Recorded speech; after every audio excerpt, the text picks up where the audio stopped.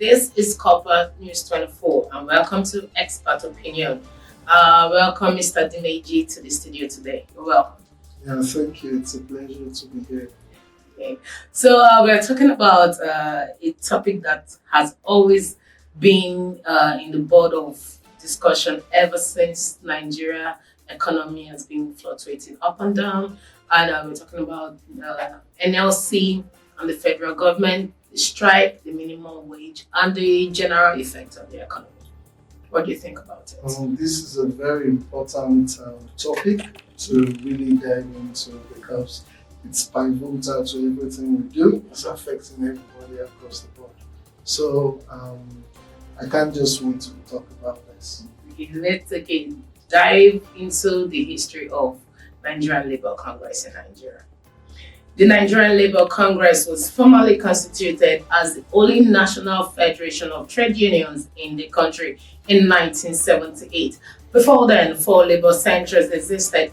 These are Nigerian Trade Union Congress, Labour Unity Front, United Labour Congress, and Nigerian Workers' Council. The emergence of the NLC ended decades of rivalry and rancor involving the 4 centres and unions affiliated to them. The unions, numbering over 1,000, were also restructured into 42 industrial unions.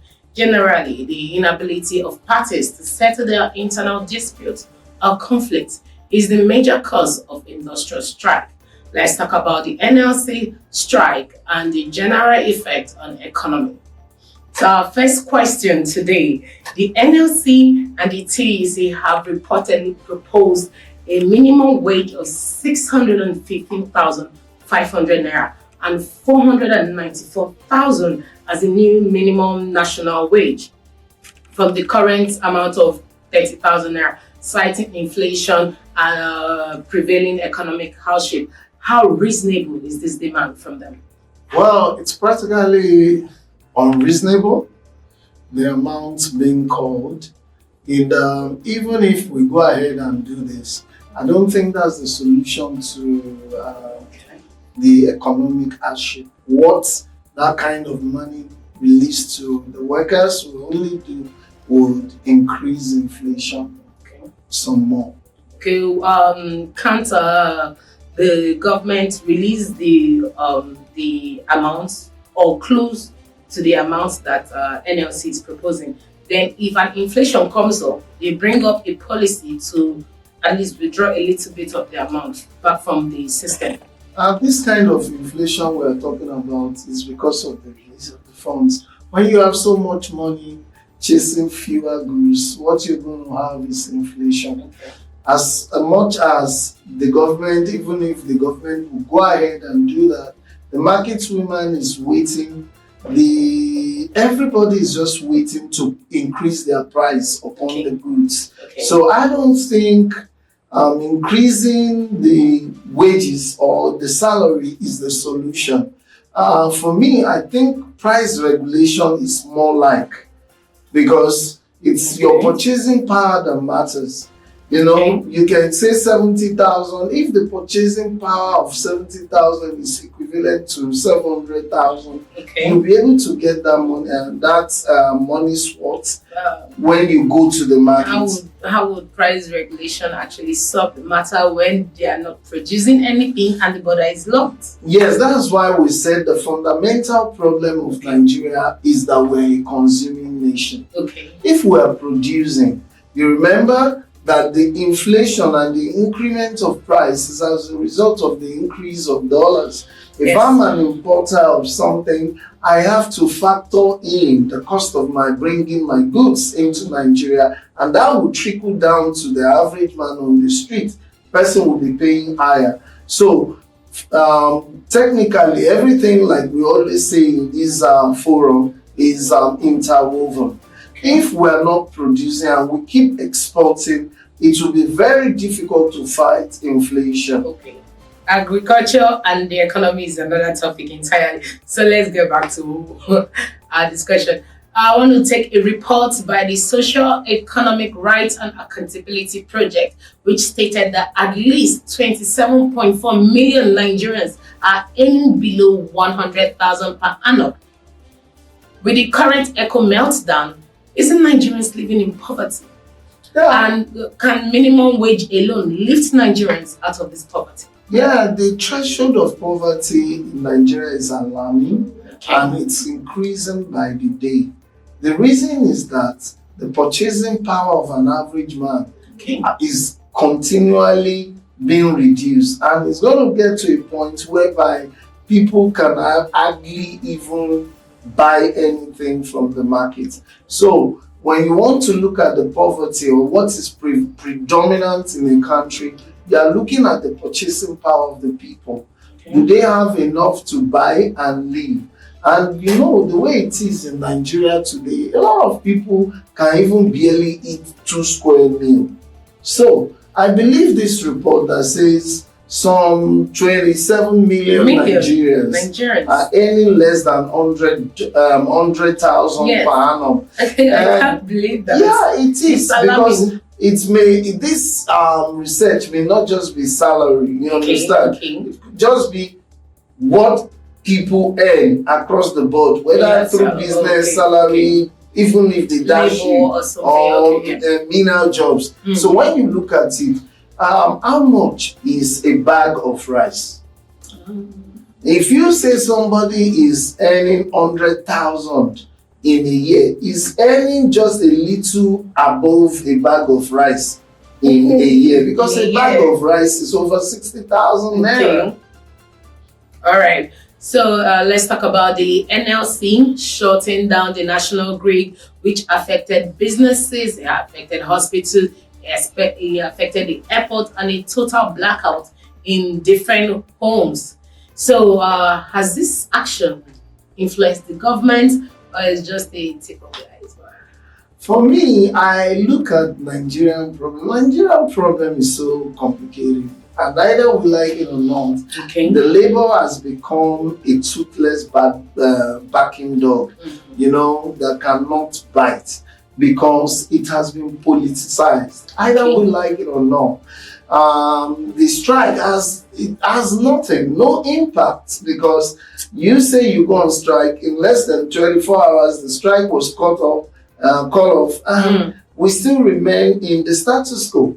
So one of the problems is that the labor itself is compromised, and believe me or not, I feel that everything is just a script and rehearsal being act. So Nigeria's situation, they will be noted too. Yeah, it's becoming we're becoming a caricature to the global economy and the global, the entire world. You know, because here we have people who claim they are fighting for the labor or the employee or the workforce, but they can't take it through.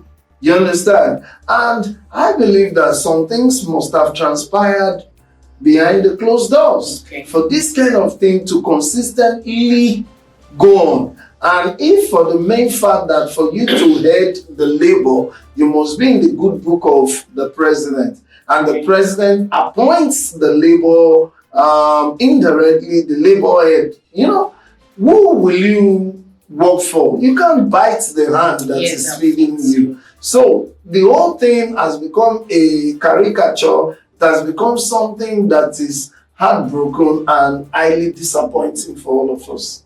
NLC is the only union that can actually stand for the masses when it comes to workers. So if the government has actually infiltrated the NLC, apparently there's no hope for us. Yes, absolutely. I totally agree. The way it is now, it's blinking. The hope is far. The only hope is that if we have a government that has the willing power, the willpower to take people really out of poverty and to reconstruct and make the economy bounce back. But the way it is, like I said, as long as you have the Labour Party and somehow they are in connection with the Nigerian Labour Congress and everything is just mumble jumble, you are not going to get any kind of positive result. Okay, let's do a follow-up to that question. Before the strike, the government offer of 60,000 naira is seen as insufficient by the NLC, and the union has threatened to go on strike if their demands are not met. They actually went on strike on Monday and suspended it for a 1-week rule to negotiate with the federal government. Will it be wise to continue the strike if the negotiation did not go as planned, and knowing fully well the economic impact that strike is going to have on Nigeria economy? Yes, that question is a very dicey one, to be frank with you. Strike is not good for the economy because this is a dying economy, yes, or a failing economy already. So going on strike is to, add salt to the injury. But anyway, we have the rights of life, yeah, and we have the right to fight for what is seemingly good for the workers. If our politicians can take fat salary and can have different kind of allowances here and there, and they could afford all these good things of life and buy big cars, buy private jets, yet an average person, an average worker working in the economy of this country cannot afford a bag of rice.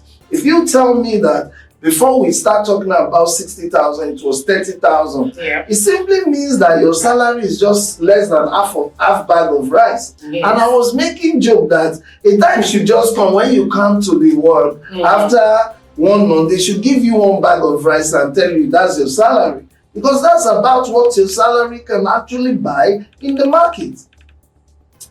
All right, let's talk about the agreement between the NLC and the FG. Is that the national minimum wage would be higher than 60,000, but no exact figure has been verified anywhere.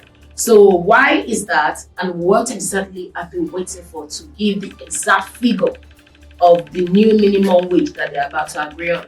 Well, you can't just churn out figures. You need to know what is in your pocket, what we are generating, and what you are giving out. So it's going to take a time. But the truth is this, like I keep saying, it's not all about increasing salary. But isn't that a step forward? It's a good step in the right direction. But if you do that and you don't match it up with some policies, it's just going to be running in circles because it will only increase the inflation. It should be across the board. The cost of governance is too expensive. They should cut down the cost of governance, cut down some of the allowances, and plunge it back into the economy. And then encourage homegrown development, homegrown production by discouraging some kind of either increase the tariff on some things or stop them outrightly and make us patronize locally made products. But since the borders had been locked up, there's no positivity coming from production. The border is open now. However, when it was locked up, everything is systemic. You don't quickly run and close the border. First, some things in place. Yes, first put things down. Let there be production. And we see that there is production. We are producing enough to consume. Then systematically or gradually you lock up the border so that it will encourage us. You see, Nigeria was doing well before. Why? Because we were not just consuming. We were producing. We had cocoa. We had granules. Yes. These were agricultural produce. Where is the agricultural sector? Palm fruit. And what were we doing? We were exporting. When dollar became 10 naira, people cried. You understand? But the way it is now, it's running to almost 1,400 because we are not earning dollars. So all those policies they are making, they are just fiscal policies. They are very good, but the key or the bedrock to bring down this inflation is for us to start producing. Okay, let's go back to history. In mid-1945, a general strike took place in Nigeria. It was the first of its kind in the nation, growing to comprise an estimated 200,000 workers and 17 labor unions. Can what happened in 1945 repeat itself given the level of greed and inconsiderate government that we have now in Nigeria? No, absolutely no. Because you see, in 1945, a lot of things were still in their very raw states. In fact, 1945, we were still under the colonial masters. Yes. Okay, so this current time we have men who have tasted power, who have tasted money, and they can kill to hold on to this. And the way it is now, corruption has been institutionalized. So much that even the people we feel are fighting for us are not in the real sense fighting for us. They are fighting for what can go into their pocket. So anybody, anywhere can compromise at any time. Just throw some money at them and then they'll start changing their stories. So it cannot be. Okay, you just reminded me of the former NLC president. The former NLC president, Oshomole. Okay, yeah. Yes. Yeah, Oshomole was. He was so fighting tooth and nail, always having strike up and down, and they just single-handedly picked him and dropped him in the governor's seat. And everything is and he even went ahead and got married to a white woman. Kudos to him. The thing is that, like I said, it's very difficult to see somebody who is totally selfless. Yes. Okay, so I believe, I don't want to criticize him, but while he was doing all those things, he was building up followership, he was building name, he was building up acceptance. Yes. And after he got all that, what did he do with it?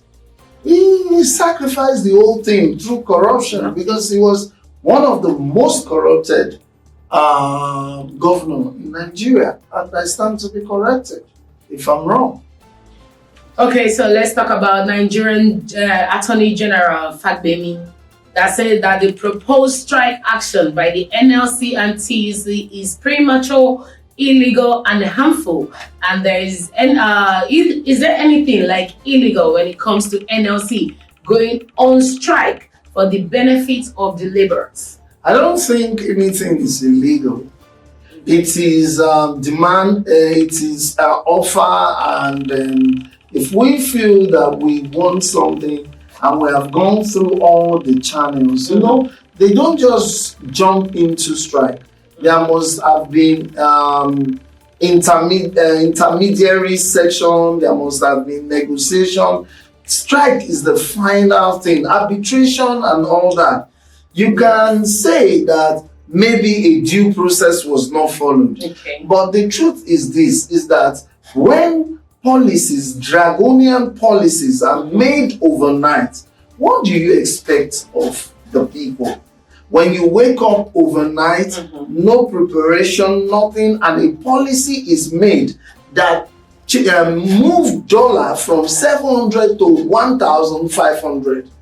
Now, the people are revolting, you are crying that it's illegal. It's illegal. So, you cannot beat a child and say, don't cry. Because you gave, it is what you said you received. So, for me, I don't see any illegality with we trying to ask for what should be ours, for a better life, for a conducive life. If everything is done, Nigerians are not asking for too much. Is there anything that the NLC would do that could actually affect the government without affecting the citizens at the same time? Strike is not a one-way street. Okay. If you go on strike, it's going to affect the government, it's going to affect the people, it's going to affect the economy. You cannot take it out, because for economy to grow or to run, you need employees, you need workers to work in the economy for the economy to work. Okay. Yeah. So, how much? Because they agreed that they are going to pay above 60,000. but no specific amount yet Yes. given. Like how much do you think that will actually help the citizens? Like how much do you think that if they place a minimum wage are actually going to help the citizens breathe? Okay, let the poor breathe.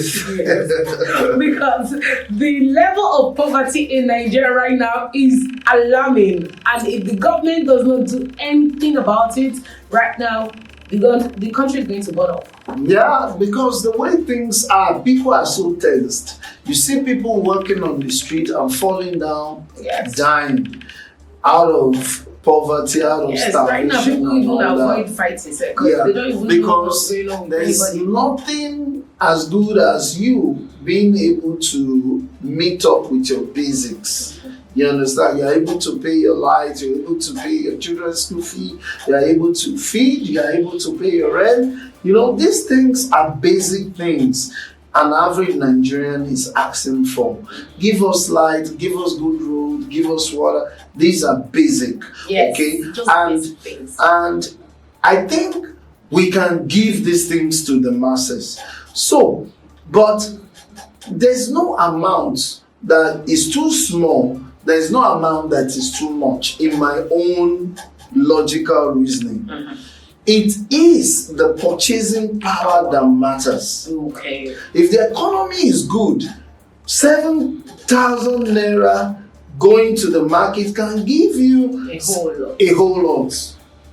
Then if the economy is bad, 70,000 going to the market will just give you a handful of things. Yes. So it all boils down to solid economy. Okay. Then we can now look at it that, okay, the economy is solid. Then price regulation, pegging prices, making sure that people can just give outrageous prices because of this thing. Then we can now marry it up and say, okay, 60,000, 100,000, 150,000. Okay. Following up with what you have said, according to the statistics of how the economy has been going and running, what do you think that the government can do to actually make the economy flow back? Thank you. The truth is this, is that palliative is just gliding on the highs. Okay. Okay? Giving palliative is not the way forward. Mm-hmm. Okay? Increasing salary apparently is a good thing, but it's not an absolute solution. Okay. The absolute solution for Nigeria is production. First, make electricity stable. Okay. Drop the tariff on electricity. Okay. Open the economy in such a way that it will attract foreign direct investment. Mm-hmm. Then encourage local production. Okay. Whereby once these things are there, you will see gradually the economy will bounce back. Would that order be coming from the federal government, or the state can actually deal with all those things on their own? Everything starts with the federal government, because if the head is bad, the tail will be rotten. Okay. All right. Thank you very much. I think we'll stop here for now. In conclusion, what is your advice to the NLC?